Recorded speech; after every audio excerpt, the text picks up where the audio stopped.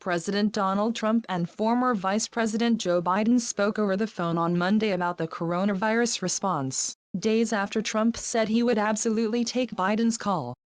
Vice President Biden and President Trump had a good call, Biden spokesperson Kate Bedingfield said in a statement.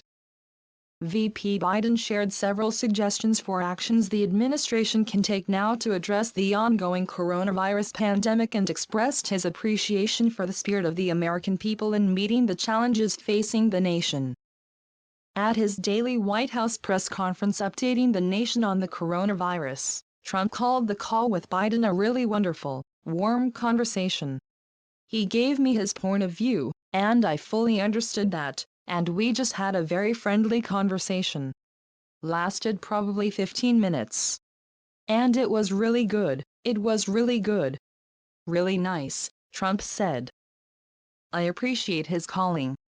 Earlier in the afternoon, the president criticized Biden in a tweet, saying, "Whatever happened to that phone call he told the fake news he wanted to make to me?" Joe Biden wanted the date for the Democrat National Convention moved to a later time period, Trump tweeted. Now he wants a virtual convention, one where he doesn't have to show up. Gee, I wonder why?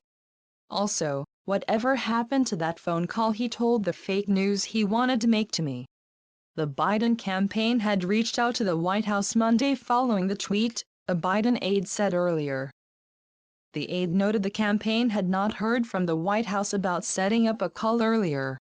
The White House did not respond to requests for comment. In his own response to Trump's tweet, Biden tweeted, "Mr. President, I hope we can gather in Milwaukee, but that is going to depend on you stepping up and doing what needs to be done to handle this pandemic. I have laid out how you can do that. Happy to discuss anytime." For days, the two officials have said they would be willing to discuss the White House response to coronavirus.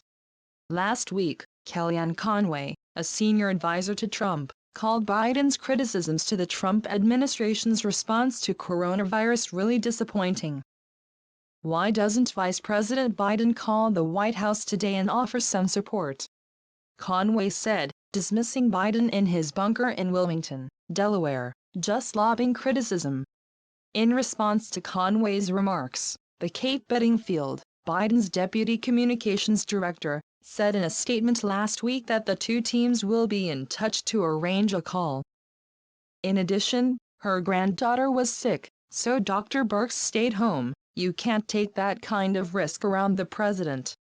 Dr. Deborah Birx, one of the two leading medical experts on the White House coronavirus task force, said that out of deference to social distancing rules she had stayed away from her daughter's house, despite her 10-month-old granddaughter having registered a fever of 105 degrees over the weekend.